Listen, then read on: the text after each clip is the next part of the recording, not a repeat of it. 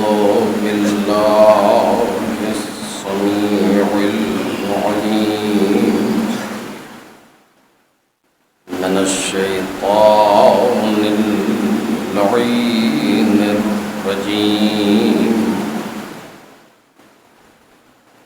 بسم الله الرحمن الرحيم الحمد لله الذي هو الحق المبين والصلاة والسلام والتحية والإكرام على العبد المرتضى والنبي المجتبى والرسول المصطفى أبي القاسم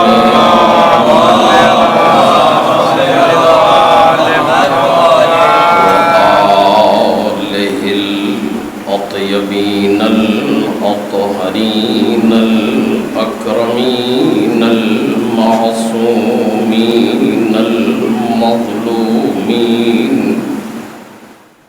الذين أذهب الله عنهم الرجس وطهرهم تطهيرا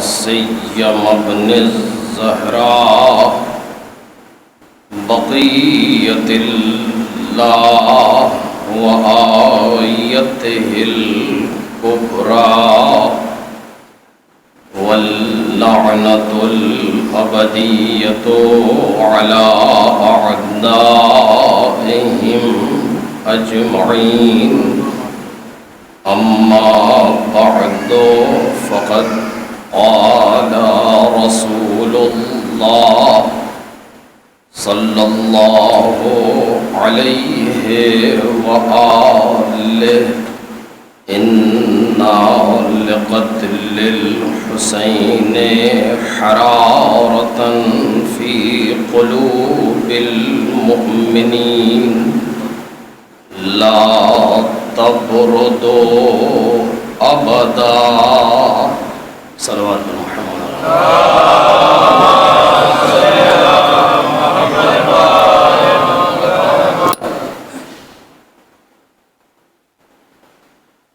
بزرگان محترم اور برادران ارجمند،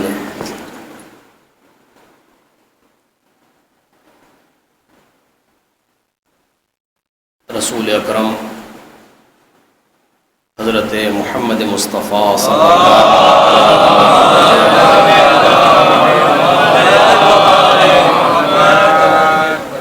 سے منسوب ایک فقرہ ہے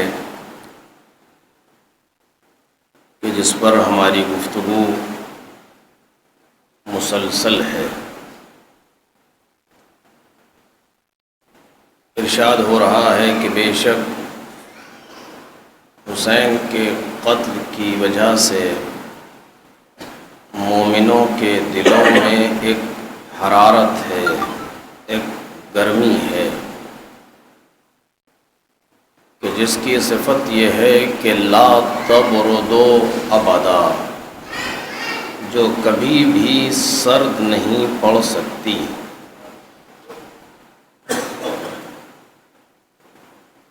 آج تیسری اور یہ آخری گفتگو ہے، لہذا حدیث پر درونی نظر رکھتے ہوئے کچھ باتیں جلدی آپ کے سامنے گزارش کروں گا۔ تمام تر تمہیدات اور مقدمات کو چھوڑتے ہوئے کل کی گفتگو اس مقام پر ہو رہی تھی کہ رسول اللہ نے اس حدیث میں قانون ظرف و مظروف کو جاری کیا ہے۔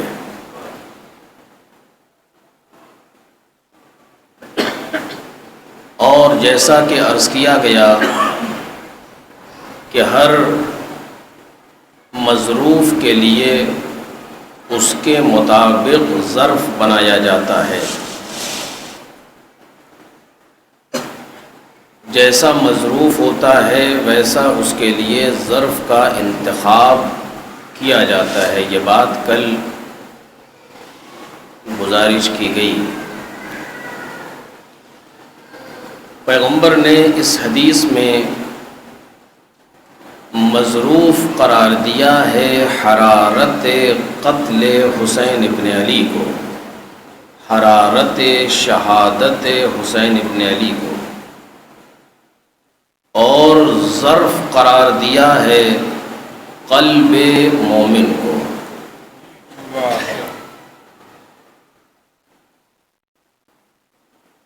اور خبر ہے کہ جو پیغمبر دے رہے ہیں، توجہ کریں، وہ نبی جس کے کہنے سے سارا دین مانا ہے۔ کسی چیز کو ہم نے دیکھا نہیں ہے لیکن پیغمبر کے کہنے سے مانا ہے۔ اسی لیے پیغمبر نے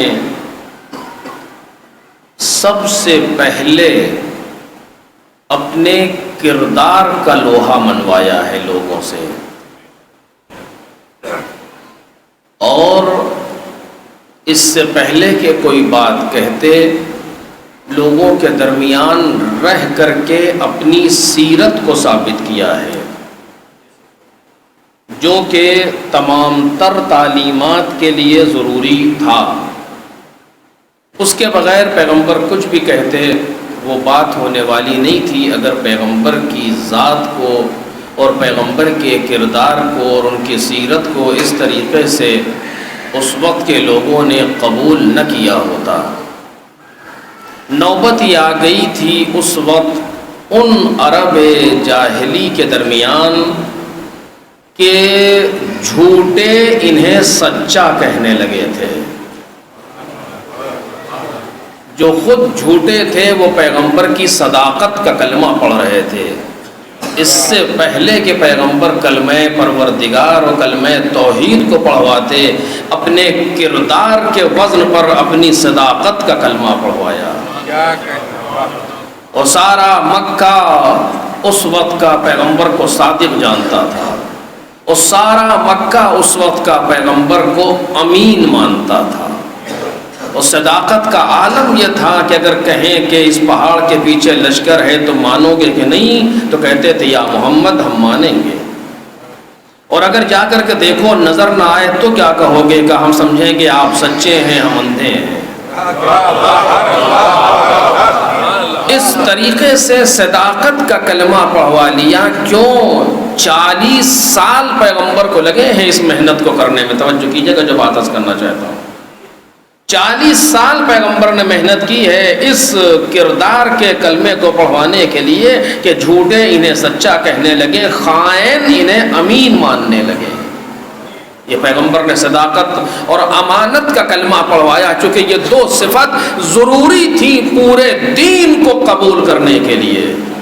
پیغمبر کو اس کی فکر نہیں ہے کہ کوئی ہم کو مانے یا نہ مانے، کوئی ہمارا کلمہ پڑھے یا نہ پڑھے، پیغمبر اس کی توجہ نہیں کرتے۔ نہ کوئی معصوم اس کی توجہ کرتا ہے کہ کوئی ہمیں کیا کہہ رہا ہے یا کیا نہیں کہہ رہا۔ اس کی ساری توجہ اپنے رب کی طرف ہوتی ہے کہ میرا پروردگار میرے لیے کیا کہہ رہا ہے۔ لیکن ضروری تھا کہ پیغمبر اپنی صداقت کا کلمہ پڑھواتے، پیغمبر اپنی امانت کا کلمہ پڑھواتے۔ کیوں؟ اس لیے کہ سارے دین کا دار و مدار انہی دو صفتوں پر ہے، صفت صداقت اور صفت امانت۔ چونکہ پیغمبر جب آگے بڑھ کر کے آواز دیں گے کہ نبی 1,24,000 تھے، ان میں سے ایک میں ہوں، تو کسی نے ان انبیاء کو دیکھا نہیں ہے لیکن ان کے کہنے پر تسلیم کرے گا۔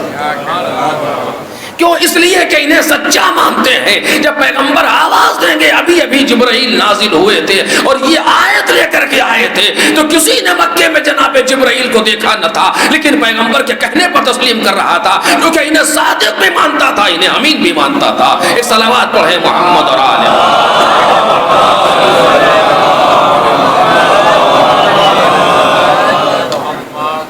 ان کو صادق و امین مانتا تھا, لہٰذا ان کے کہنے سے تسلیم کر رہا تھا. جب پیغمبر نے کہا کہ جنت موجود ہے تو کسی نے بہشت کو دیکھا نہ تھا, لیکن ان کے کہنے سے مان لیا.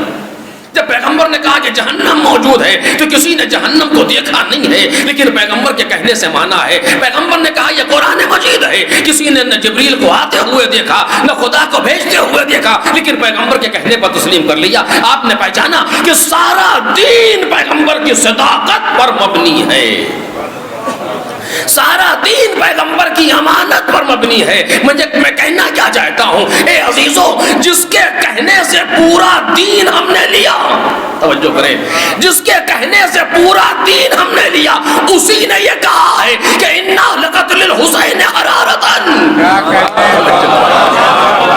جو اتنا بڑا سچا ہے کہ سارا دین اس کی صداقت پر مبنی ہے, اسی کے کہنے سے یہ ماننا پڑے گا کہ انا لقتل الحسین حرارتن, حسین ابن علی کے قتل کی وجہ سے ایک حرارت ہے, ایک گرمی ہے فی قلوب المومنین, مومنوں کے دلوں میں. اور پیغمبر کا وعدہ یہ ہے کہ لا تبردو ابدا, جو کبھی بھی سرد نہیں پڑ سکتی. ایک صلوات پڑھے محمد اور آل.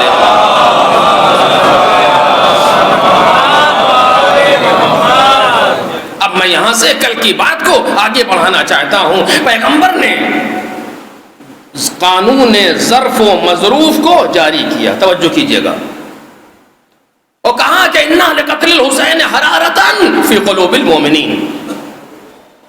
قتل حسین ابن علی اور شہادت حسین ابن علی کی حرارت کہاں ہے؟ مومنوں کے دلوں میں. واضح. اب یہ اتنا بڑا مرحلہ ہے کہ جس کو سر کرنے کے لیے خاصا وقت درکار ہے, اور نہیں ہے میرے پاس, لہذا چھوڑ رہا ہوں اس مرحلے کو. ورنہ جو پیغمبر نے لفظ رکھی فی قلوب المومنین, بہت بڑا مرحلہ ہے کہ انسان اسے محسوس کرے. اور میں سمجھتا ہوں کہ میں نے ابھی تک اس موضوع پر, اس لفظ پر گفتگو ابھی نہیں سنی کہ جو اس طریقے سے گفتگو کی جائے. لیکن بہرحال کبھی اور انشاءاللہ عرض کروں گا آپ کے سامنے. میری اپنی باتیں نہیں ہیں, اساتید کی ہیں, بزرگوں کی ہیں, جنہوں نے محنتیں کی ہیں اور زحمتیں کی ہیں ان موضوعات پر. لیکن بہرحال انا لقتل الحسین حرارتن فی قلوب المومنین, مومنوں کے دلوں میں یہ حرارت پائی جاتی ہے. واضح. عربی زبان میں جب لفظ قلب استعمال ہوتا ہے, خصوصاً آیات اور روایات میں, تو اس سے مراد کیا ہے؟ توجہ کیجئے گا. لفظ قلب جب آتا ہے عربی زبان میں تو اس سے مراد کیا ہے؟ اردو میں ترجمہ ہوتا ہے دل سے. قلب یعنی دل. میں نے کہا تھا نا کہ چونکہ اتنا سادی لفظوں میں اتنا گہرا بولنے والا ایک ہی خاندان ہے,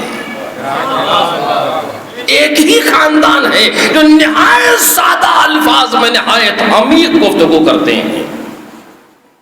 انا لقتل الحسین حرارتن فی قلوب المومنین, مومنوں کے قلب میں, قلوب میں یہ گرمی پائی جاتی ہے. اس قلب سے مراد کیا ہے؟ یہ جو سینے کے اندر پایا جاتا ہے, سنوبری شکل کا. آپ بھی یہی استعمال کرتے ہیں اپنی اردو میں, دل. لیکن کبھی ہم نے اس کو سوچا نہیں کہ ہے کیا یہ. اردو میں استعمال ہوتی ہیں اس طرح کے محاورے یا اس طرح کی باتیں کہی جاتی ہیں, جملے استعمال ہوتے ہیں, فلاں انسان کی بڑی محبت ہے میرے دل میں. استعمال ہوتا ہے یا نہیں اس طریقے سے؟ اس شخص کی اتنی نفرت ہے دل میں کہ آپ سے کیا بتائیں. استعمال ہوتا ہے. نفرت اور محبت کا دل سے کیا تعلق ہے مجھے بتائیے. کبھی سوچا ہم نے کہ نفرت اور محبت کا دل سے کیا تعلق ہے؟ یہ بالکل ایسے ہی ہے جیسے میں کہوں کہ فلاں انسان کی بڑی محبت ہے میرے ہاتھ میں. آپ ہنس رہے ہیں. ہاتھ میں کہ ہاتھ کا کیا کام محبت سے؟ ہاتھ کا کیا لینا دینا محبت سے؟ خوب دل کا کیا لینا دینا محبت سے؟ توجہ کرنا نا اس بات پر, کہ عجیب سی چیز ہے نا. بچپن سے سنتے چلے آ رہے ہیں, یا میرے باپ کے برابر کے لوگ بیٹھے ہوئے ہیں, فلاں انسان کی بڑی محبت ہے، میرے دل میں محبت ہے، کیا تعلق آخر دل سے؟ فلاں انسان کی بڑی نفرت ہے میرے پیر میں. آپ حضرت ہے کہ پیر سے کیا مطلب نفرت کا؟ پیر کا کام ہے چلنا، ہاتھ کا کام ہے گرفت کرنا، پکڑنا. اچھا ٹھیک ہے، فلاں انسان کی بڑی محبت ہے میری زبان میں، یہ بھی نہیں ہو سکتا. کیوں؟ کیونکہ زبان کا کام ہے بولنا، نطق کام ہے زبان کا. دل کا کام کیا ہے؟ محبت کرنا. کیونکہ ایک عظیم نقطے کی طرف لے جانا چاہتا ہوں اپنے مجمع کو اور اپنے بچوں کو، خصوصاً چھوٹے کمی اپنے ہمسن و کمسن بھائی بزرگ تو جانتے ہیں. اس لیے عرض کر رہا ہوں، روک رہا ہوں اس چیز پر. بڑی محبت ہے میرے دل میں. دل سے کیا تعلق محبت کا؟ دل کا کام ہے صرف اور صرف خون کو پمپ کرنا، بس. That's all. اس کے علاوہ کوئی کام دل کا نہیں ہے. جس طریقے سے آپ پمپ لگاتے ہیں جو پانی کو اوپر پہنچا دے، اسی طریقے پروردگار عالم نے ایک پمپ لگایا جس کو دل کہتے ہیں، کہ ہزاروں لیٹر خون پاس کر رہا ہے 24 آور میں. اس سے زیادہ اس کا کوئی کام نہیں ہے. اگر ہے تو آپ بتائیے. اچھا، اگر آپ 1 سے محبت کریں، 2 سے محبت کریں، 10 سے محبت کریں، اور اب تو محبت الا ماشاء اللہ، کیا کہنا، تو کیا دل بڑا ہوتا جاتا ہے؟ جیسے جیسے محبت آتی جاتی ہے دل بڑا ہوتا جاتا ہے، یا جیسے جیسے محبت نکلتی گئی دل چھوٹا ہوتا گیا؟ پھر کا کوئی کام نہیں ہے محبت کا دل سے، کوئی ربط نہیں ہے، کوئی ریلیشن نہیں ہے، کوئی ارتباط نہیں ہے. یا اگر ہو تو آپ مجھے ثابت کریں کہ ہاں دل کیسے محبت کرتا ہے آخر. لیکن ہم نے بچپن سے محاورہ تو یہی سنا ہے. توجہ ہے. اچھا، میں نے سنا کہ ہیچ پیغمبر کہہ رہے ہیں اِنَّا لِقَتْلِ الْحُسَيْنِ حَرَارَةً فِي قُلُوبِ الْمُؤْمِنِينَ. حرارت قتل حسین مومن کے دل میں پائی جاتی ہے، مومن کے قلب میں پائی جاتی ہے. مطلب کیا ہے اس کا؟ دیکھ رہے ہیں آپ سادی لفظوں میں کتنی بڑی باتیں ہیں جو کہی جا رہی ہیں. میرے عزیزو، عربی زبان میں بار بار کہہ رہا ہوں، قرآن مجید میں یا روایات میں جب بھی لفظ قلب استعمال ہو رہا ہے اس سے مراد یہ دل نہیں ہے. سچ کہہ رہا ہوں آپ سے. دیکھیں، آپ ڈھونڈے روایات میں اور آیات میں اور دعاؤں کے اندر جا کر کے دیکھیں، جب بھی لفظ قلب استعمال ہوگا 99.9% تک کی گفتگو کر رہا ہوں کہ اس سے مراد یہ قلب نہیں ہوتا، یہ دل نہیں ہوتا جو ہمارے سینے کے اندر پایا جاتا ہے، بلکہ قلب سے مراد حقیقت انسانی. قلب سے مراد فلسفے کی زبان میں قلب سے مراد نفس ناطقہ بشر. اب یہاں پر میں تھوڑا سا رکوں گا، مجمع کو ممکن ہے تھوڑی سی بات سخت ہو، لیکن کبھی کبھی اس طرح کی بھی اول جلول چیزیں ہم لوگوں کو سن لینی چاہیے. ایک صلوات پڑھیں محمد اور آل.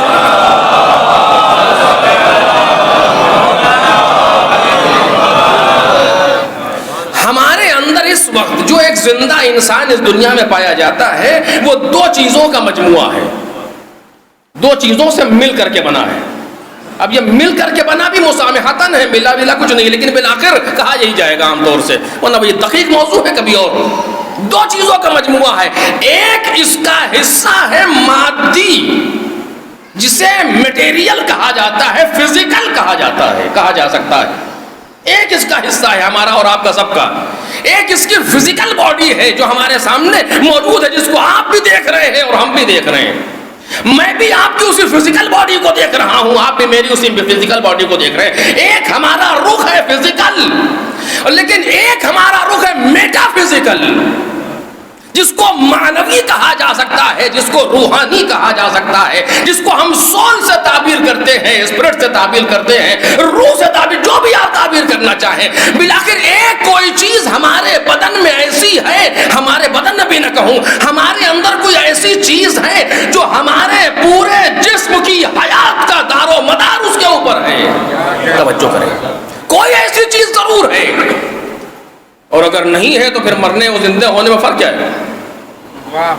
ایک انسان جو مر گیا یہ کیا ہو گیا؟ ہاتھ اسی طرح کے موجود ہیں، پیر بھی ویسے ہی موجود ہیں، آنکھیں بھی اسی طرح کی ہیں، زبان بھی اسی طرح کی ہے، سب کچھ وہی ہے، مگر بیکار. کیوں بیکار ہے؟ کہ مر گئے. ہم مر گئے تو کیا ہوا؟ کوئی ایک ایسا مانوی جوہر تھا جو دکھتا نہیں تھا مگر کام کر رہا تھا.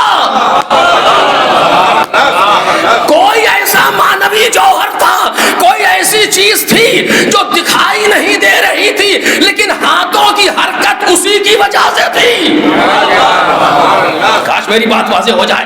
پیروں کا چلنا اسی کی وجہ سے تھا, کان کا سننا اسی کی وجہ سے تھا, آنکھوں کا دیکھنا اسی کی وجہ سے تھا, زبان کا بولنا اسی کی وجہ سے تھا, دل کا دھڑکنا اسی کی وجہ سے تھا, اسی کی وجہ سے تھا. کوئی ایک ایسی چیز تھی ہمارے بدن میں کہ جو نہیں رہی تو ہم مر گئے. اس کے علاوہ موت کی تھیوری کیا ہے آپ بتائیں؟ کوئی تھیوری اس کے علاوہ موت کی نہیں ہے. ڈاکٹر آج تک سائنس ثابت نہیں کر سکی کہ کیا ہوتا ہے کہ انسان مر جاتا ہے. نہیں معلوم, آج تک نہیں پتا سائنس کو. اتنی ترقیوں کے باوجود نہیں معلوم کہ کیا ہوتا ہے کہ انسان مر جاتا ہے. مر گیا بھئی آسان لفظ کہنا, ڈیتھ ہو گئی, مر گیا, ہوا کیا کہا ہمیں نہیں پتا, آج تک نہیں معلوم. لاکھ رکھا گیا, شیشے کے باکس میں رکھا گیا کہ دیکھیں کیا نکلتا ہے کہ انسان مر جاتا ہے. اگر کچھ نکلتا ہوتا تو دکھتا, جب وہ ہونے کے بعد نہیں دکھتا تو نکلتے وقت کیا دکھے گا. ایک صلوات پڑھے محمد اور آلہ.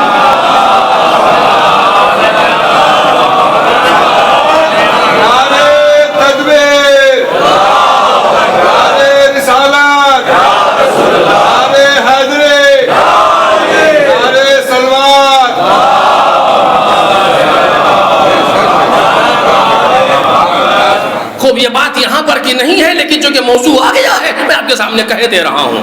قرآن مجید نے باقاعدہ بیان کیا, مختصر لفظوں میں بیان کروں گا. سورہ مومنون جس کو دیکھنا ہو سورہ مومنون کی ابتدائی آیتوں میں جا کر کے دیکھ لے. لقد خلقنا الانسان من صلالۃ من طین, ہم نے انسان کو گیلی مٹی کے خلاصے سے پیدا کیا. ثم جعلناہ نطفۃ فی قرار مکین, پھر ہم نے اسے نطفہ بنا کر کے ایک محفوظ جگہ پر رکھا. ثم خلقنا النطفۃ علقۃ فخلقنا العلقۃ مضغۃ فخلقنا المضغۃ عظاما, پھر ہم نے نطفے کو علقہ بنایا, علقے کو مضغہ بنایا, مضغے کو ہڈی بنایا, پھر ہڈی پر گوشت چڑھایا. علقہ یعنی جمع ہوا خون, مضغہ یعنی گوشت کا لوتھڑا, پھر اس کو ہڈی بنایا, ہڈی پر گوشت چڑھایا. یہی تو ہے انسان. یہ سارے مرحلوں کو پروردگار عالم نے بیان کر دیا. کبھی وقت ہوگا اس پر تفصیل سے گفتگو کروں گا. یہ سارے مرحلے سورہ مومنون کے ابتدا میں بیان کر دیے گئے کہ انسان مٹی سے بنا. پہلا مرحلہ مٹی ہے, دوسرا مرحلہ نطفہ ہے, تیسرا مرحلہ علقہ ہے, چوتھا مرحلہ مضغہ ہے, پانچواں مرحلہ ہڈی ہے, پھر ہڈی پر گوشت ہے. آج ہماری باڈی میں جو ہے وہ یہی تو ہے. اس کے بعد قرآن کہتا ہے ثم انشأناہ خلقا آخر, پھر ہم نے اسے دوسری مخلوق کے طور پر ایجاد کیا. کاش میرا مجمع محسوس کر لے. پھر ہم نے دوسری مخلوق کے طور پر ایجاد کیا. وہ کیا کیا؟ اے میرے مالک, جب تم نے فزیکل باڈی کا تذکرہ کیا تو مٹی سے لے کر کے ہڈی تک بتا دیا. جب تم میٹا فزک پر گفتگو کر رہا ہے تو کچھ تو کہہ دے کہ وہ کیا چیز ہے, کچھ تو بتا دے کم از کم, کچھ تو ہماری سمجھ میں آ جائے. یہ کون سی بات ہے؟ ہم نے دوسری مخلوق کے طور پر ایجاد کیا. کیا ایجاد کیا؟ آواز آئے گی یہ تمہارے بس کی بات نہیں ہے. شاید ایک بات پہنچ جائے یہ تمہارے بس کی بات نہیں ہے. کیوں؟ چونکہ یہ سوال نیا نہیں ہے جو میں کر رہا ہوں, یہ سوال بہت پرانا ہے. پیغمبر کے پاس لوگ آئے کہ یا رسول اللہ یہ بتائیے کہ روح کسے کہتے ہیں؟ واٹ از روح؟ یہ کیا چیز ہے؟ پیغمبر تو بغیر وحی کے بولتے ہی نہیں, خاموش بیٹھے ہوئے. جناب جبرائیل نازل ہوئے اور فرمایا رسول اللہ یہ آپ سے روح کے بارے میں پوچھ رہے ہیں, سوال کر رہے ہیں. یسألونک عن الروح, یہ روح کے بارے میں پوچھ رہے ہیں. قل, آپ ان سے کہہ دیجئے الروح من امر ربی, روح ہمارے پروردگار کا ایک امر ہے. اچھا خوب, آپ سمجھ گئے نا پوری بات. روح کیا چیز ہے واضح ہو گئی نا. لفظ بدلنے سے کیا واضح ہوا؟ روح کیا ہے؟ ایک امر. تو وہ پہلے والا بھی اسی طرح کا تھا. اگر آپ نے لفظ بدل دیے تو اس سے کیا, یہ کیا ہے کہ مائکرو فون کیا ہے کہ مائک, تو بات تو ہے یہ گھوم پھر کر کے. آپ واضح کریں کہ کسے کہتے ہیں روح. کا روح امر پروردگار میں سے ایک ہے. تو روح ہے کیا تھی؟ امر. لیکن قرآن مجید نے آگے لفظ رکھی, توجہ میرے عزیزو. کیا کہ ما اوتیتم من العلم الا قلیلا، تمہیں علم ہی نہیں دیا گیا مگر بہت کم۔ عجیب، یہ کون سی بات ہے؟ یعنی قرآن توہین کر رہا ہے انسانوں کی کہ تمہیں علم کہاں دیا گیا، بہت کم علم دیا گیا ہے۔ یہ توہین نہیں ہے، توجہ کیجئے، یہ روح کی عظمت کو بیان کیا جا رہا ہے، توہین نہیں ہے۔ جیسے ایک مطلب 5ویں کلاس کا بچہ آپ کے پاس آئے کسی پروفیسر کے پاس، تو کہا یہ بتائیے کہ ہم کو آپ ایٹم بم کی تھیوری سمجھائیے۔ مسکرائے گا، کہے گا بیٹا ایٹم بم وہ ہوتا ہے جو شہروں کو تباہ کر دیتا ہے، ابھی تمہارے پاس علم بہت کم ہے۔ یعنی کیا مطلب توہین کر رہا ہے؟ توہین نہیں کر رہا ہے، کہ ریالٹی کو بیان کر رہا ہے کہ جتنا علم تم رکھتے ہو اتنے علم میں ابھی تم ایٹم بم کی تھیوری کو نہیں سمجھ سکتے۔ تمہیں کیا پتا الیکٹران کیا ہے، پروٹون کیا ہے، کیا یہ سب چیزیں کیا ہیں؟ ہم تمہیں کیا سمجھائیں گے؟ جب اس منزل تک پہنچو گے تو سمجھ لو گے۔ ہم تمہیں بتا نہیں سکتے، اس کی توہین نہیں ہے بلکہ ایٹم بم کی تھیوری کی اہمیت کو بیان کرنا ہے۔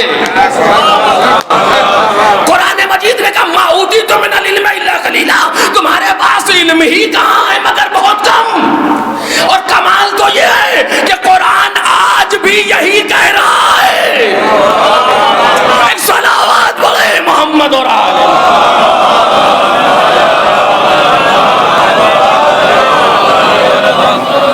قرآن اس وقت کے انسان سے بھی یہی کہہ رہا تھا کہ تمہارے پاس علم ہی کہاں ہے مگر بہت کم، اور آج کے انسانوں سے بھی یہی ہے۔ آیت تو منسوخ نہیں ہوئی، آیت آج بھی یہی کہہ رہی ہے کہ ما اوتیتم من العلم الا قلیلا۔ اس کا مطلب یہ ہوا کہ جتنا علم تمہیں دیا گیا ہے اتنے علم میں تم سمندر کے اندر اتر سکتے ہو مگر روح کو نہیں سمجھ سکتے، فضاؤں میں اڑ سکتے ہو مگر روح کو نہیں سمجھ سکتے، کمپیوٹر کی ترقیاں حاصل کر سکتے ہو مگر روح کو نہیں سمجھ سکتے۔ یہ سارے مسائل تم تسخیر کر لو گے لیکن روح کو نہ سمجھو گے۔ کیوں؟ اس لیے کہ وہ امر پروردگار ہے، وہ امر پروردگار ہے۔ یہ نہ کہنا، یہ نہ سوچنا کہ بہت پڑھے لکھے ہو گئے تو تم روح کو سمجھ لو گے۔ ہم تمہیں اسی جگہ متوجہ کر رہے ہیں، یہ تمہارے بس کی بات نہیں ہے۔ آج تک کی ترقی یافتہ سائنس ابھی روح کے بارے میں کچھ نہ کہہ سکی۔ اس کا مطلب یہ ہے قرآن کی آیت کا عمل جاری ہے، قرآن کی آیت کا عمل جاری ہے کہ تم اس کو سمجھ نہیں سکتے۔ ما اوتیتم من العلم الا قلیلا، تمہیں علم کہاں دیا گیا مگر بہت کم۔ اب مجھے کہنے دو عزیزو کہ جب تو اتنے علم میں انسان امر کو نہیں سمجھ سکتا تو اولو الامر کو کیا سمجھے؟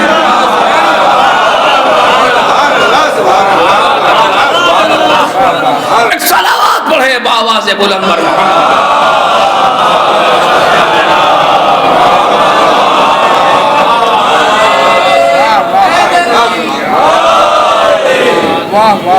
انسان جب امر کو نہیں سمجھ سکتا پروردگار کے، تو جن کو مالک نے صاحبان امر بنایا، اطیعوا اللہ واطیعوا الرسول واولی الامر منکم، جن کو صاحبان امر بنایا، اسے کیا سمجھے گا؟ جو میں نے پہلی تقریر میں کہا تھا کہ امام بہت عظیم مرحلے کا نام ہے، اسے بیان نہیں کیا جا سکتا۔ اوادی انشأناہ خلقا آخر، جب روح کا مسئلہ آیا، بس یہاں بات آ گئی ہے، لہذا دو جملے کہہ کے گزر جاؤں۔ جب روح کا مسئلہ آیا تو آواز انشأناہ خلقا آخر، انشأ یعنی اوجدہ، ایجاد کیا، کسی مرحلے کو نہیں بتایا، ایجاد کیا۔ اب یہ میں بچوں کے سمجھانے کے لیے اور جو انمیرڈ ہیں ان کے لیے خاص کر اس مسئلے پر غور کریں۔ میرڈ تو اس مرحلے سے گزر چکے، لہذا ان سے خطاب کر رہا ہوں کہ جو ابھی انمیرڈ ہیں، کہ آپ نے یہ لفظ شاید کبھی سنا ہو، تو یہ لفظ کہاں پر زیادہ بولا جاتا ہے کہ جب نکاح ہو رہا ہوتا ہے، تو نکاح میں ایک لفظ ہے قصد انشاء، شاید سنا ہو کہ قصد انشاء ضروری ہے نکاح پڑھنے والوں کے لیے، کہ وہ انشاء کا قصد کریں۔ اچھا، آپ کا سکوت یہ بتا رہا ہے کہ ایک صلوات پڑھیں محمد اور آل محمد۔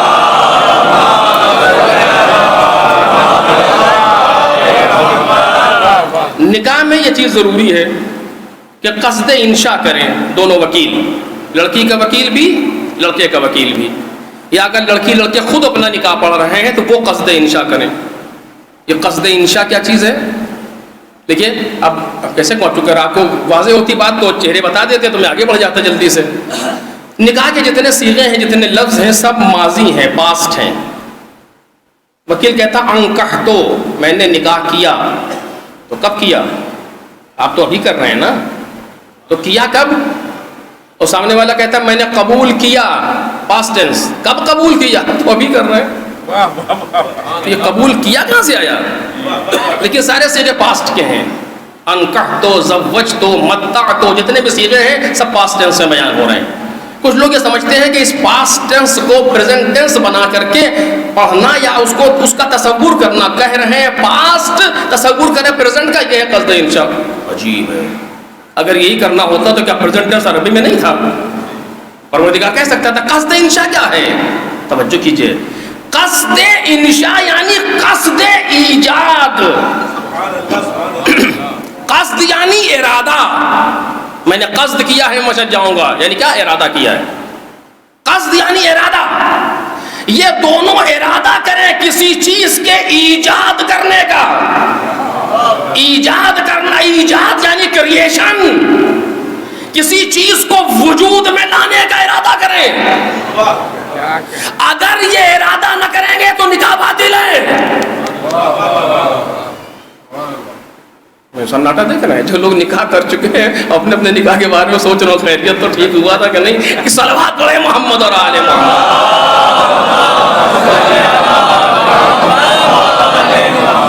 اسی لیے ضروری ہے کہ ڈھنگ کا انسان ڈھونڈا جائے، لیکن ہمارے یہاں مصیبت ہے ساری چیزوں پر توجہ ہوتی ہے سوائے اس کے۔ وہ سمجھتے ہیں جو لکھا ہوا اسے پڑھ دینے کا نام نکاح ہو گیا، جی نہیں، یہ ارادہ ضروری ہے کہ وہ ارادہ کرے ایجاد کرنے کا، وجود میں لانے کا۔ کس چیز کو وجود میں لانا ہے؟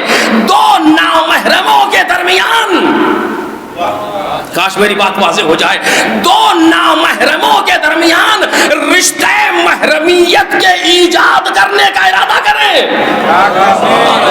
کاش بات واضح ہو جائے، رشتہ محرمیت، رشتہ زوجیت کا ایجاد کرنے کا ارادہ کریں، یعنی یہ ارادہ کریں کہ میں ان بے جان لفظوں کو کہہ کر کے ان دو جاندار کو ایک دوسرے کے لیے محرم کر رہا ہوں۔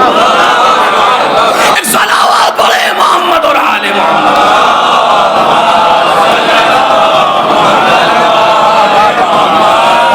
جو لڑکی کا وکیل ہے وہ اس بات کا ارادہ کرے کہ میں اس لڑکی کو فلاں لڑکے کے لیے زوجہ بنا رہا ہوں، زوجیت کا ارادہ کرے، ادھر سے وہ ارادہ کرے کہ میں اس کو اس کے لیے شوہر قرار دے رہا ہوں۔ اس ارادے پر رشتہ محرمیت ایجاد ہوگا۔ ان عاقدوں، ان دونوں عاقد کے، دونوں عقد پڑھنے والوں کے، دونوں ناکح کے ارادے پر مبنی ہے ان دونوں کا رشتہ زوجیت۔ اب جتنا ارادہ کرنے والا قوی ہو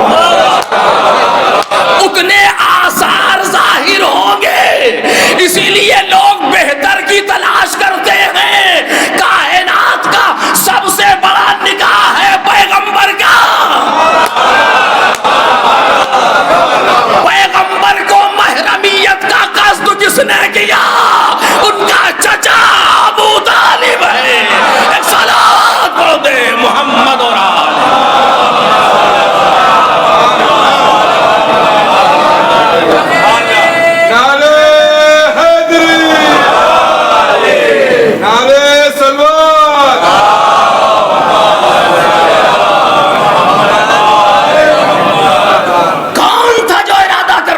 ایک ارادہ چاہیے، قصد انشاء۔ قصد انشاء یعنی کیا؟ کہ ان بے جان لفظوں سے انکحتو، میں نے نکاح کیا، وہ کہتا قبل تو میں نے قبول کیا، یعنی یہ ادھر سے زوجیت کا ارادہ کر رہا ہے، وہ اس ارادے کو قبول کر رہا ہے۔ دونوں اپنے ارادے سے اس رشتہ محرمیت اور اگر اس بات کا ارادہ نہ کریں تو لاکھ پڑھتے رہیں مگر دونوں نامحرم رہیں گے. توجہ کریں, آپ شوخی نہیں کر رہا ہوں, اب مسئلہ معلوم کریں جا کر کے. اگر یہ ارادہ نہ کریں تو لاکھ پڑھتے رہیں لیکن دونوں نامحرم ہوں گے ایک دوسرے کے لیے. وہ الگ موضوع ہے کہ بعد میں نتائج کیا ہوں گے, بدبی شبہ ہے یا کیا ہے, وہ ایک الگ مرحلہ ہے. لیکن یہ ہوگا ضرور. کیوں؟ اس لیے کہ قصد نہیں کیا. اور جس کو پتہ ہی نہ ہو قصد انشاء کیا ہے, جو جانتا ہی نہ ہو تو وہ ارادہ کیا کرے گا. میں نے اس بات کو اس لیے کہا کہ انشاء کو سمجھا سکوں. اب جب اس نے کہا کہہ دو, اس نے کہا قبل تو ارادے پر ایجاد کیا. کس چیز کو؟ محرمیت کو. کل تک جو چیز حرام تھی حلال ہو گئی. کیسے حلال ہوئی؟ اس کے ارادے سے. اس کے ارادے سے حرام حلال ہو رہا ہے, جو واجب نہیں تھا واجب ہو رہا ہے ایک ارادے پر. بس یہی پروردگار عالم نے کہا ثم انشأناہ خلقا آخر. توجہ کریں, ہم نے اس کو دوسری مخلوق بنانے کا ارادہ کر لیا, انشاء کر لیا. کوئی چیز بدن میں داخل واخل نہیں ہوتی, اس کا ارادہ ہے. ہم چل رہے ہیں. ایک صلاۃ پڑھ دے محمد اور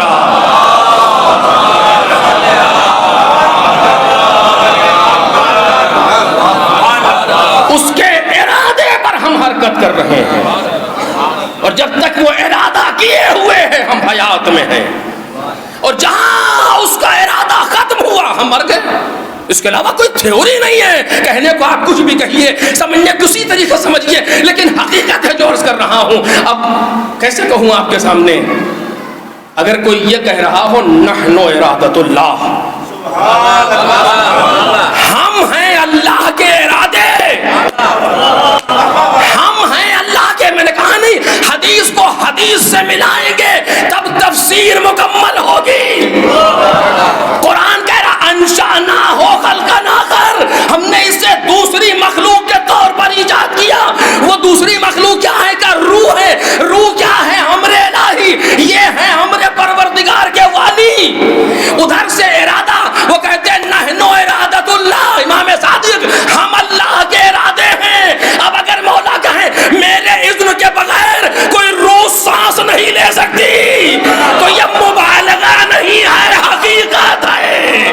ایک صلاۃ بول دے محمد اور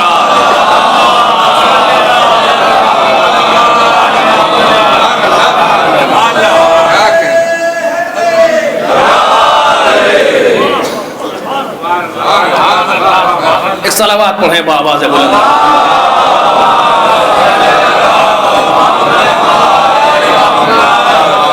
اب جو جملے آپ پڑھتے ہیں دعاؤں میں, یہ فضیلت اور مبالغے اور تعریف و مدح پہ مبنی نہیں ہے.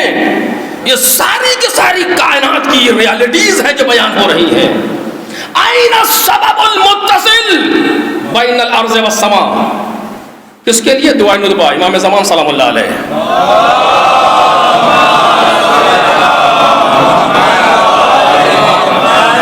اے زمین و آسمان کے اتصال کا سبب آپ کہاں ہیں؟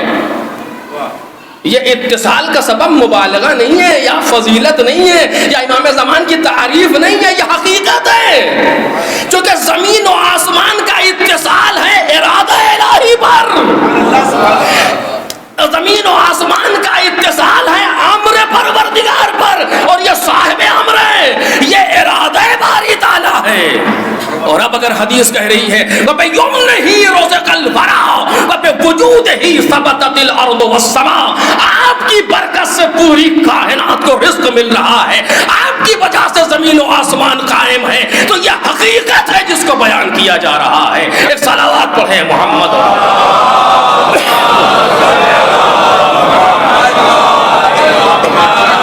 خوب, بات شروع کہاں سے ہوئی تھی؟ انسان کے اندر دو چیزیں ہیں, ایک اس کی فزیکل باڈی اور ایک اس کا میٹا فزک کا جوہر, جس کو ہم روح سے تعبیر کرتے ہیں.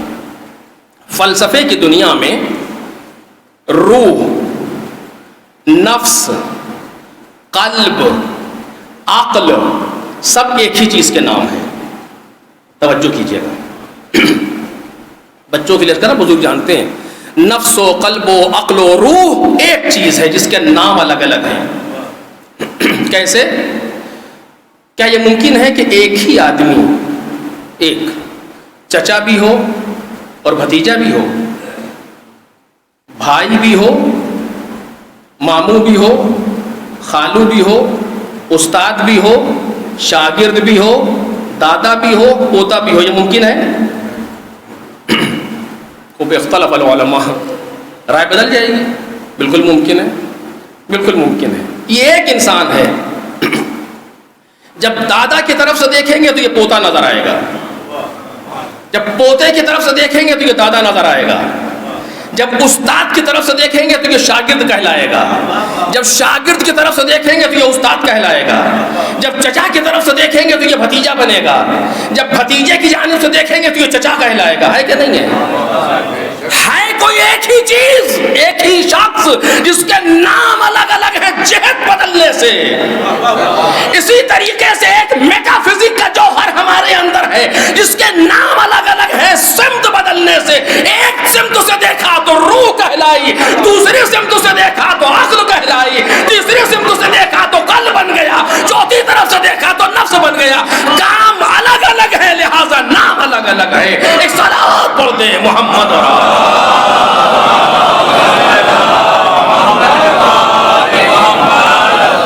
فلسفے کی دنیا میں بھی، عرفان کی دنیا میں بھی، قرآن کی دنیا میں بھی یہ ایک ہی چیز ہے۔ بس اسی جگہ تک میں لانا چاہ رہا تھا اور بات کو بس اب جلدی جلدی اپنی آخری منزل تک لے جا رہا ہوں۔ تو پیغمبر نے کیا کہا؟ اِنَّا لَقَتْلِ الْحُسَيْنِ حَرَارَةً فِي قُلُوبِ الْمُؤْمِنِينَ، مومنوں کے دلوں میں حرارت پائی جاتی ہے۔ دل سے مراد یہ نہیں، توجہ کریں، دل سے مراد یہ نہیں ہے بلکہ دل سے مراد مومن کا وہ باطنی جوہر۔ شاید آدھی بات میں کہہ سکوں، آدھی آج نہ بیان کر سکوں آپ کے سامنے، لیکن بہرحال جتنا بھی ہو سکتا ہے، انسان کا وہ باطنی جوہر جس پر انسان کا کنٹرول نہیں۔ آپ میرے روح پر کنٹرول کر سکتے ہیں، جسم پر کنٹرول کر سکتے ہیں۔ اسی لیے جتنی چیزیں روح سے مربوط ہیں وہ انسانوں کے کنٹرول سے باہر ہیں، یا نہیں ہے؟ اب میں جو مثال پہلے دے چکا ہوں اسی کو پھر دے رہا ہوں آپ کے سامنے۔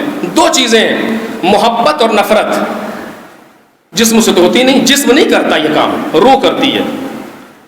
روح ہے جو محبت کرے گی، روح ہے جو نفرت کرے گی۔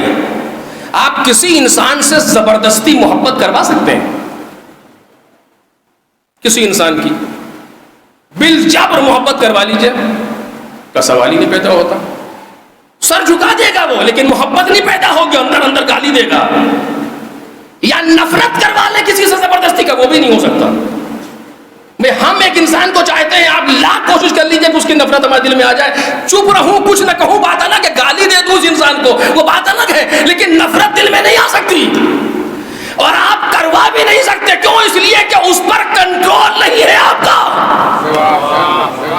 میں بھی یہ کام آپ سے نہیں کروا سکتا کیونکہ میرا بھی کنٹرول نہیں ہے۔ اور اب بہت سی باتیں یہاں سے نکلتی ہیں۔ خطیب منبر سے بیٹھ کے کیا دے سکتا ہے؟ صرف بے جان لفظیں، اس سے زیادہ کچھ نہیں دے سکتا۔ ان لفظوں میں تاثیر دینا خطیب کے بس میں نہیں ہے، چونکہ لفظوں کو سنانا ہے، سماعت تک پہنچا سکتا ہے، روح میں اتارنا اس کا کام نہیں ہے۔ یہ کوئی اور ہے جو یہ کر سکتا ہے، ہمارے بس کی بات نہیں ہے۔ اب اس میں یہ موضوع نہیں ہے، ورنہ بہت کچھ یہاں پر کہتا آپ کے سامنے، لیکن بہرحال نفرت نہیں کروا سکتے کسی سے، محبت بھی نہیں کروا سکتے کسی سے۔ آپ سے بہتر اسے کون سمجھے گا؟ جس سے محبت تھی ہے، دنیا نے لاکھ چاہا کہ محبت نکال لے، نہ نکل سکی، اور جن سے نفرت تھی آج تک ہے، دنیا نے لاکھ چاہا کہ اس نفرت کو محبت بنا دے، آج تک نہ بنایا جا سکا۔ ایک صلوات پڑھ دے محمد اور آلہ۔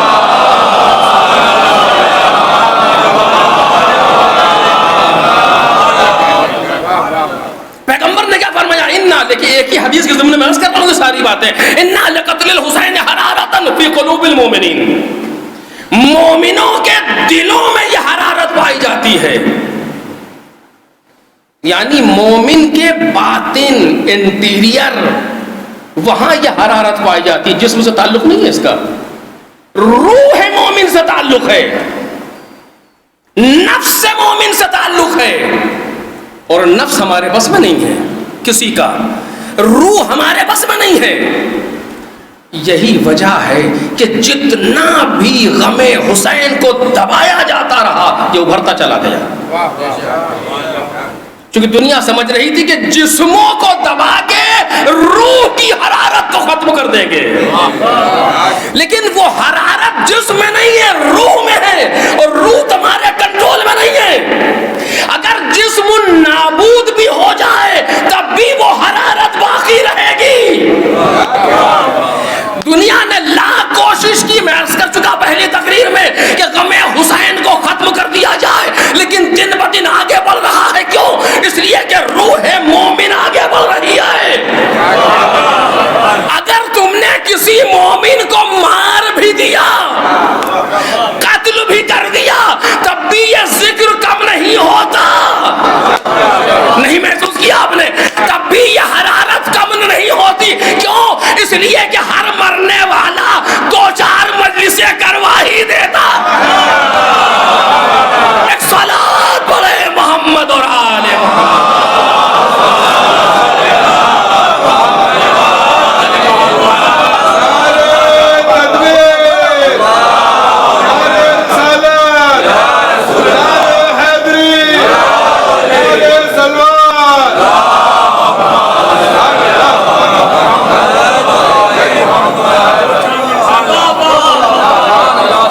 سوم 40واں 10واں 20واں کے بہانے سے دو چار مجلسیں تو کروا ہی دیتا ہے. یعنی اس کا مرنا بھی ذکر میں زیادتی کا سبب بنتا ہے.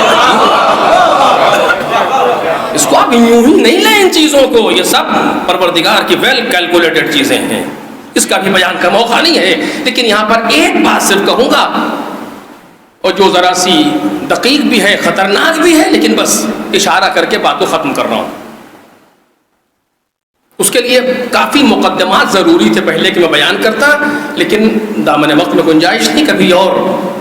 فی قلوب المومنین, مومن مسلم سے اوپر کا درجہ ہے. اب اس کو پورا بیان کرنا چاہیے تھا کیسے, قرآن سے, لیکن وقت میں گنجائش نہیں. اسلام کے بعد کا مرحلہ ہے ایمان. ایمان رکھنے والے کو کہتے ہیں مومن. کیسے, یہ خود کئی مجلسیں درکار ہیں اس کے لیے. بالآخر آپ اسے مجھ سے مان لیں کبھی اور. پیغمبر نے کیا کہا کہ اِنَّا لِقَتْلِ الْحُسَيْنِ حَرَارَةً فِي قُلُوبِ الْمُؤْمِنِينَ. خطرناک ذرا سا اور سخت. حسین ابن علی کے قتل کی حرارت مومنوں کے دلوں میں. رسول اللہ آپ کی بات پر ہماری جان قربان, لیکن ہم اپنے مشاہدے کو کیا کریں؟ وہی والی بات آئی نا جو میں نے پہلے کہا تھا کہ ہم اگر جا کر کے دیکھو لشکر نہ ملے تو سمجھیں کہ آپ سچے ہیں, ہم اندھے ہیں. لیکن یہاں الٹا ہے مسئلہ. جو ہم دیکھ رہے ہیں اسے کیا کریں؟ ہم تو یہ دیکھ رہے ہیں رسول اللہ کہ یہ حرارت مومن نہیں مسلمانوں میں پائی جا رہی ہے. مسلمانوں میں نہیں, کرسچنس میں پائی جا رہی ہے. کرسچنس میں نہیں, غیر مسلم میں, اہل حنود میں پائی جا رہی ہے. آپ سے بہتر کون جانے گا. اسی ہندوستان میں یو پی میں ایک جگہ پہ گیا میں مجلس پڑھنے کے لیے, تو وہاں لوگوں نے بتایا کہ 95% نظرداری برادران اہل سنت کی وجہ سے. ابھی 2 سال پہلے کی بات ہے, پوری پرانی افسانے کی بات نہیں کر رہا ہوں, 2 سال پہلے, کہ 95% نظرداری یہاں پر برادران اہل سنت انجام دیتے ہیں. نوحہ, ماتم, زنجیر, تعزیہ, مرثیہ سب خود کرتے ہیں. اس شہر کا نام نہیں لوں گا کہ دشمن ادھر کا رخ کرے, لیکن مجھ سے بیان کیا گیا. 95% لوگوں نے کہا کہ 95%، ہم کچھ 5% یہاں پر ہیں، باقی جتنا ہے سب انہی کا ہے۔ عجیب۔ لکھنؤ میں نے نہیں دیکھا، لیکن رہا بہت تو لکھنؤ میں بچپن سے، لیکن دیکھا نہیں، لیکن سنا بیان کیا گیا 10 محرم کو ایک تعزیہ، ایک جلوس ہے، 50 سے 60 ہزار کا مجمع ہے برادران اہل سنت کا، خدرے سے اٹھتا ہے۔ شریک نہیں ہوا ہوں لیکن سنا ہے میں نے، تحقیق کی، لوگوں سے پوچھا، اپنے بھائی والے کہنا صحیح ہے، 50 سے 60 ہزار کا مجمع 10 محرم لکھنؤ جیسے شہر میں۔ عجیب، یہ کیا ہے؟ یہ اگر یہ حرارت نہیں ہے تو کیا ہے؟ کیا آپ نے برادران ہندو کو ماتم کرتے نہیں دیکھا، نوحہ پڑھتے نہیں دیکھا، سینہ زنی کرتے نہیں دیکھا، تعزیہ اٹھاتے نہیں دیکھا؟ اسی ہندوستان میں کہیں اور کہتا تو بات الگ تھی، یہاں تو سمجھانا آسان ہے، کیوں آنکھوں سے دیکھا ہے۔ سبیل لگاتے ہیں ہندو، باقاعدہ پروٹیکٹ کر رہے ہیں بعض مقامات پر زرداری کو ہندو، تعزیہ اٹھا رہے ہیں ہندو۔ آپ جا کر کے دیکھ لیے تارا گڑھ اور اجمیر میں کتنا کیا کچھ نہیں کر رہے ہیں اہل ہنود۔ کیا ہے یہ؟ رسول اللہ کہہ رہے ہیں کہ یہ حرارت مومنوں کے دلوں میں،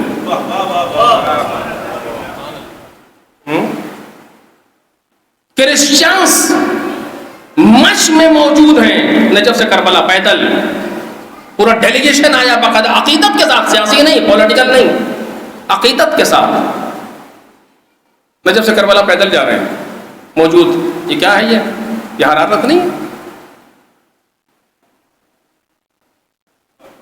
ہے؟ سناٹا کیسے ہے؟ رسول اللہ تو کہہ رہے ہیں یہ حرارت مومنوں کے دلوں میں،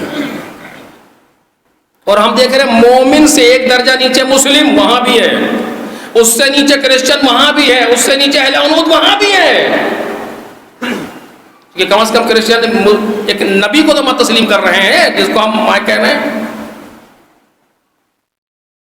ہر جگہ پہ یہ حرارت پائی جا رہی ہے، اور کتنے لوگ ہیں، میں تو مثال صرف اتنی دے رہا ہوں آپ کے سامنے، ورنہ اور آگے بڑھیں تو بہت سی چیزیں ہیں، لیکن بہرحال بیان کا موقع نہیں ہے۔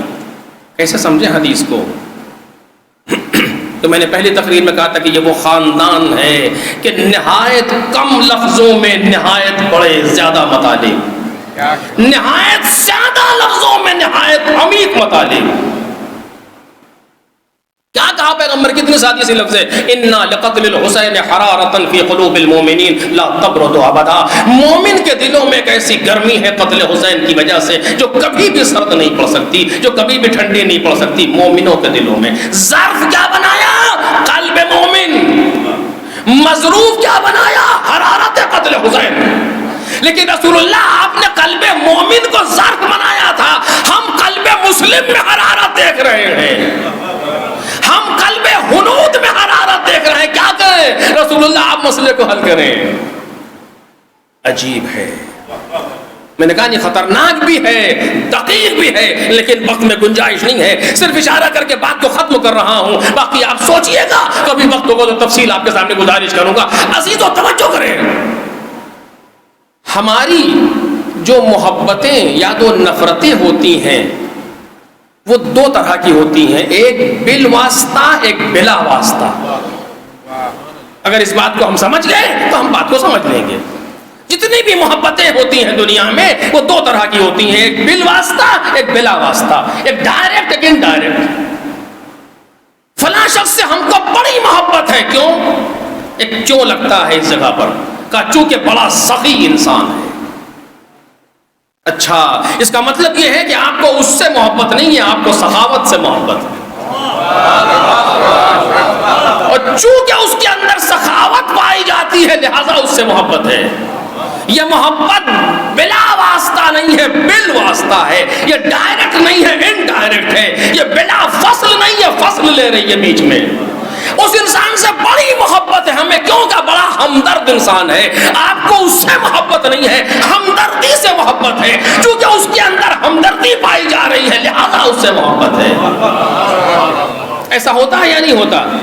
اس انسان سے منحوس سے بڑی نفرت ہے ہمیں، کیوں؟ آخر کا جھوٹا ہے، کسی بات پہ اعتماد ہی نہیں کر سکتے آپ، اتنا جھوٹ بولتا ہے، اس کا مطلب یہ ہے آپ کو اس سے نفرت نہیں ہے، آپ کو جھوٹ سے نفرت ہے، چونکہ وہ بری صفت اس کے یہاں پائی جا رہی ہے لہٰذا اس سے نفرت ہے۔ تو آپ نے پہچانا کہ نفرت ہو یا محبت ہو، یا بالواسطہ ہے یا بلا واسطہ ہے۔ بلا واسطہ کیسے محبت ہے؟ بہت سی مثالیں ہو سکتی ہیں، لیکن ایک بہت مانوس مثال دے رہا ہوں۔ ماں کہتی ہے اپنے بچے کے لیے مجھے اس سے بڑی محبت ہے، کیوں؟ یہ سخی ہے، یہ تو ابھی 3 دن کا ہے، سخاوت سے کیا لینا دینا؟ یہ نہ سخی ہے، نہ شجاع ہے، نہ ہمدرد ہے، کچھ نہیں۔ اگر خوبصورت بھی نہ ہو تب بھی ماں کو محبت ہے، کیونکہ میرا بیٹا ہے۔ توجہ کریں، کوئی صفت نہیں ہے جو واسطہ بنے، بلکہ بغیر کسی صفت کے ذات سے محبت ہے۔ مجھے نہیں معلوم آپ بات کو محسوس کر پائے کہ نہیں، لیکن میں نے اپنی بات کہہ دی کہ محبتیں 2 طرح کی ہوتی ہیں۔ انسان جو کسی سے وابستہ ہوتا ہے وہ 2 طریقے سے وابستہ ہوتا ہے، یا کسی صفت کے ذریعے سے آتا ہے یا بغیر کسی صفت کے آتا ہے۔ ماں اگر بچے کی طرف جاتی ہے تو کسی صفت کی بنیاد پر نہیں جاتی، کہ صفت ہے ہی نہیں اس کے اندر، اور ماں باپ کے اندر یہ بھی جذبہ نہیں ہوتا کہ کل یہ بڑے ہو کر کے ہم سخی ہو جائیں گے تو ہمیں سنبھالیں گے، لہٰذا ان کو آج ہم سنبھالیں۔ جی نہیں، یا اولاد بعد میں سوچتی ہے، وہ تو بے لوث سنبھال رہے ہوتے ہیں، وہاں کوئی صفت نہیں ہو رہی ہوتی۔ اگر آپ نے محسوس کیا ہو، میں نے اپنی بات کہہ دی، آج جو دوسرے لوگ امام حسین سے قریب جا رہے ہیں وہ امام حسین سے قریب نہیں جا رہے، کسی پیاسے کے قریب جا رہے، کسی مظلوم کے قریب جا رہے، کسی عزیز مردہ کے قریب جا رہے، کسی غریب الوطن کے قریب جا رہے ہیں۔ وہ تو امام حسین کو پہچانتے بھی نہیں ہیں، انہیں پیاسے سے محبت ہے، انہیں مظلومیت سے محبت ہے، انہیں غریب الوطنی سے محبت ہے، لہٰذا حسین کے قریب ہو رہے ہیں۔ پیغمبر نے یہ نہیں کہا انا لقتل الحسین المظلوم، یہ نہیں کہا انا لقتل الحسین العطشان، یہ نہیں کہا انا لقتل الحسین الغریب، کسی صفت کو نہیں لگایا۔ حسین کے قتل کی وجہ سے یہ محبت دوسری ہے، وہ محبت دوسری ہے۔ ایک صلوات پڑھ دیں محمد۔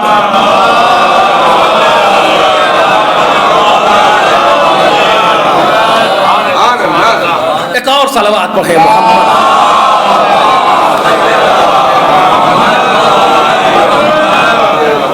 یہ دوسرا مرحلہ ہے، وہ کسی پیاسے کے اس سے آ رہا ہے کہ امام حسین کربلا میں اتنا پیاسے تھے، یہ نہیں ہونا چاہیے، اس جہت سے حسین سے قریب ہو رہا ہے۔ کوئی اولاد لینے کے لیے مولا سے قریب ہو رہا ہے، کوئی ایک مظلومیت سے کی وجہ سے امام حسین سے قریب ہو رہا ہے، لیکن ایک مرحلہ ہے، کوئی صفت نہیں، صرف حسین۔ یہ مرحلہ بغیر ایمان کے طے ہی نہیں ہو سکتا۔ اب ہمیں اپنے آپ کو دیکھنا پڑے گا کہ ہم کس حیثیت سے محبت کر رہے ہیں۔ میں نے کہا ذرا خطرناک ہے اور بہت دقیق ہے، لیکن اس کو بیان نہیں کر پاؤں گا، کبھی اور انشاءاللہ، چونکہ آج وقت تمام ہو گیا، اس سے آگے نہیں بڑھ سکتا کہ ہم کس حیثیت سے امام کو چاہ رہے ہیں۔ اگر آپ کو پہلی تقریر یاد ہو تو میں نے کہا تھا کہ جب ساق عرش پر جناب آدم نے نام دیکھے اور کہا یا حمید بحق محمد و یا عادی بحق علی و یا غافر بحق فاطمہ و یا محسن بحق الحسن والحسین ومنک الاحسان، تو جیسے حسین کہا رو دیے۔ ابھی تو امام حسین بھوکے بھی نہیں، ابھی تو امام حسین پیاسے بھی نہیں، ابھی تو امام حسین مظلوم بھی نہیں، کچھ نہیں، پھر کیوں رو دیے؟ کہ یہ انا لقتل الحسین حرارت، یہ نام حسین کی حرارت ہے، اسے قلب مومن محسوس کرے گا۔ یہ خطابت نہیں کر رہا ہوں آپ کے سامنے، یہ حقیقت ہے جو بیان کر رہا ہوں۔ امام حسین نے خود کہا انا قتیل العبرا، میں کشتے جور و جفا ہوں، آنسوؤں کا قتیل ہوں، لا یذکرنی مؤمن، کوئی مومن مجھے یاد نہیں کرے گا، مجھے، میری پیاس کو، میری مظلومیت کو، میری غربت کو کوئی صفت نہیں لا رہے، لا یذکرنی مومن الا استعبرا، کوئی مومن مجھے یاد نہیں کرے گا مگر یہ کہ آنکھوں سے آنسو نکل آئے۔ یہ مرحلہ کب طے ہوگا؟ جب ایمان کا مرحلہ طے ہو جائے۔ اور یہ کیسے ہوگا، کیا طریقہ ہے، یہ سب انشاءاللہ کبھی اور۔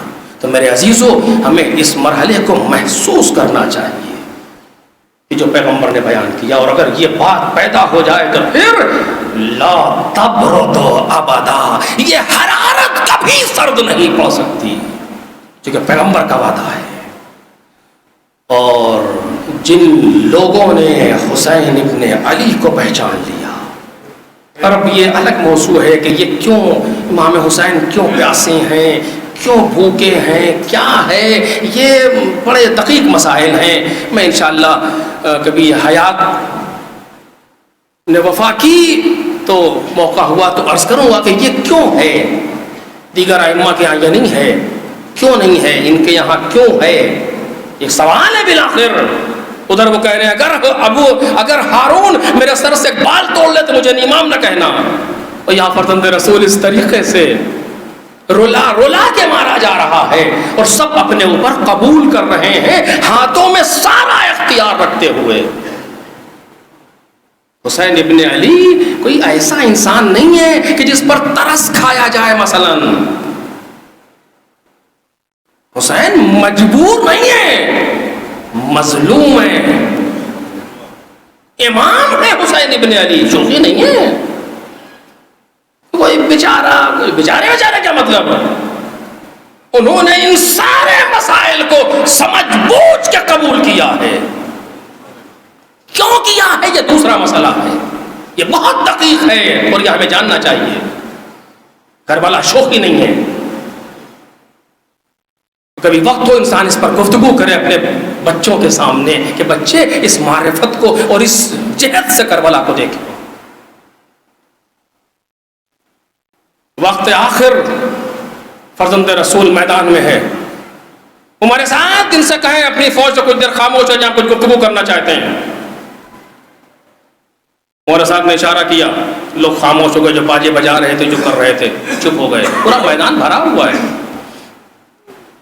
جب لوگ خاموش ہو گئے تو کہا ہمارے ساتھ ان گھوڑوں سے کہہ دیا کہ خاموش ہو جائیں، جہاں ہزاروں گھوڑے ہنا رہے ہوں، کہ گھوڑوں سے کہہ دیا خاموش ہو جائیں۔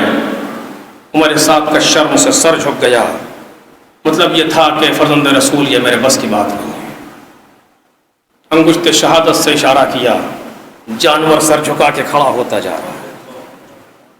کربلا کے صحرا پر پن ڈراپ سائلنس ہے جو زہرا کے لال نے چھا دیا۔ بتانا یہ تھا کہ ہمیں مجبور نہ سمجھ لینا۔ یہ ساری چیزوں کو حسین نے سوچ سمجھ کے قبول کیا۔ کیوں کیا ہے یہ بڑا سخت ہے، اگر اس کو ہم اور آپ سمجھ لیں تو یقین کریں آپ دل پھٹ جائے۔ آسان مسئلہ نہیں ہے یہ، کیسے بیان کروں میرے عزیزو۔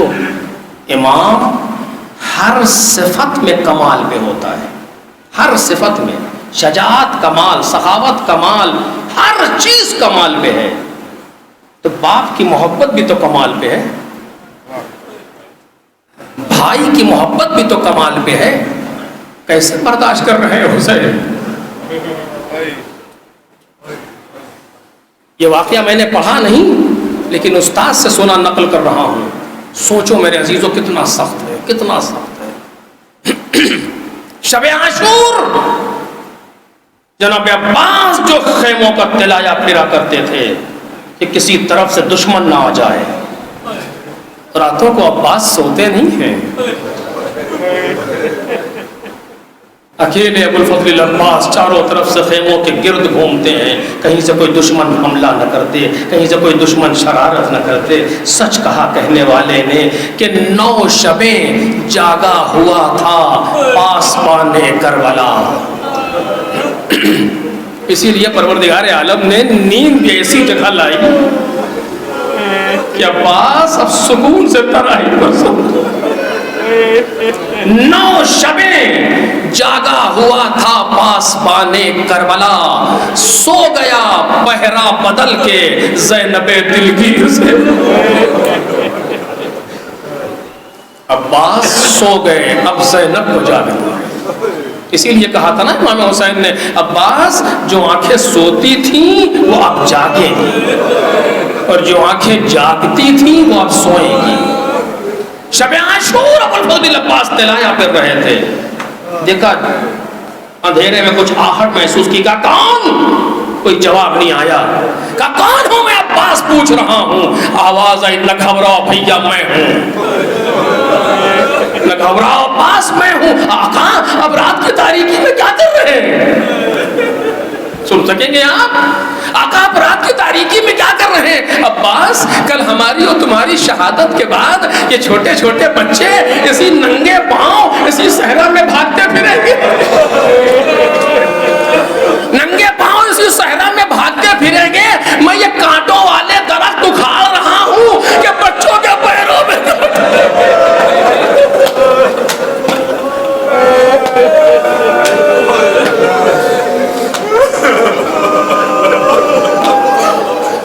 میں یہ کانٹوں والے درخت اکھاڑ رہا ہوں کہ بچوں کے پیروں میں کانٹے نہ چبھیں۔ اللہ جس کو بچوں کے پیروں کا کانٹا برداشت نہ ہو، اس نے گردن پر تیر کیسے برداشت کیا؟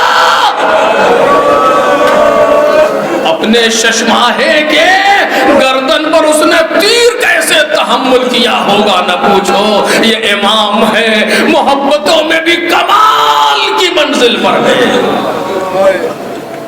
بس چاہنے والوں، میں نے بات کو تمام کر دیا۔ حسین ابن علی اپنی قربانی دے کے کربلا میں سو گئے،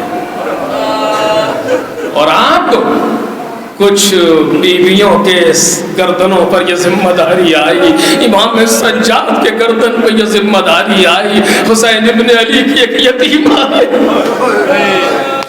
آج جس کی شہادت کو روز تھا۔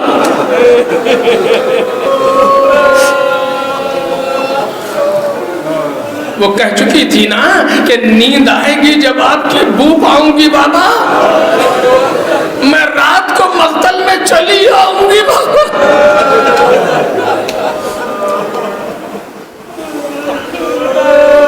جب 10 محرم کو امام حسین قتل کر دیے گئے اور کربلا کا سورج ڈوب گیا اور رات آئی تو بچی کو باپ کا سینہ یاد آیا،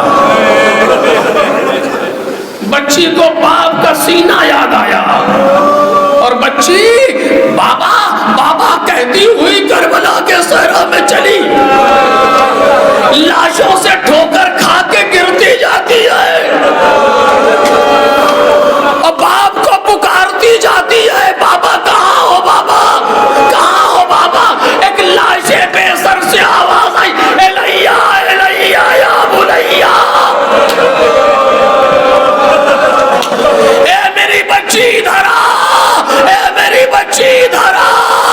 جب جناب زینب نے بچوں کو دیکھا تو کچھ بچے نہیں ملتے، اس میں سے ایک یہی بچی تھی، یتیم حسین۔ جناب زینب ڈھونڈتی ہوئی چلی، کبھی اکبر کے لاشیں پکئی ہوں گی، کبھی عباس کے جنازے پر آئی، عباس کیا سکینہ آئی ہے؟ کوئی جواب نہیں ملا تو جلدی جلدی قوتال قتلگاہ کی طرف بڑھی، بھیا کیا سکینہ آئی ہے؟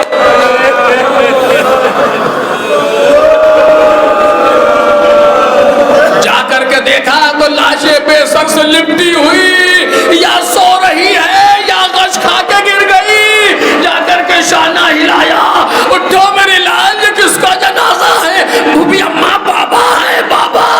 کہ کیسے پہچانا؟ کہ اسی گردن سے آواز۔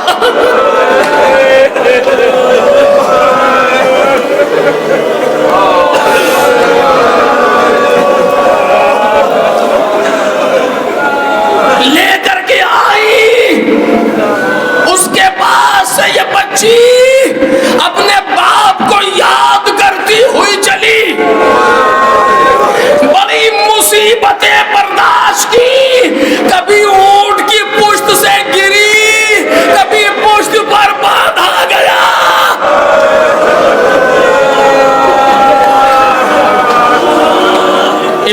آخر فرماتے ہیں کہ ہم سارے کے سارے ایک رسن میں بندھے ہوئے تھے. کسی کا قد بلند ہے, کسی کا قد چھوٹا ہے, کسی کی گردن گھٹنے لگتی ہے, کوئی سیدھا کھڑا نہیں ہو پا رہا. عجیب عالم ہے. اور یہ بچی اس طریقے سے اپنے بابا کے سر کو دیکھتی ہوئی, مرحلوں پر مرحلے طے کرتی ہوئی, تماچے کھاتی ہوئی, سیلیاں کھاتی ہوئی, زندان شام تک آ گئی. راستے کی چیزوں کو چھوڑ دیا, زندان شام میں آ کر کے بچی قید ہو گئی. اکثر اپنی پھوپھی سے پوچھتی, پھوپھی اماں کیا ہمیں وطن جانا نصیب نہیں ہوگا؟ پھوپھی اماں کیا کہیں جناب زینب, سب جانتی ہیں کیا ہونے والا ہے. ایک دن یہ بچی سو رہی تھی, مجلس تمام ہو گئی. ایک دن یہ بچی سو رہی تھی, اچانک سوتے سے اٹھی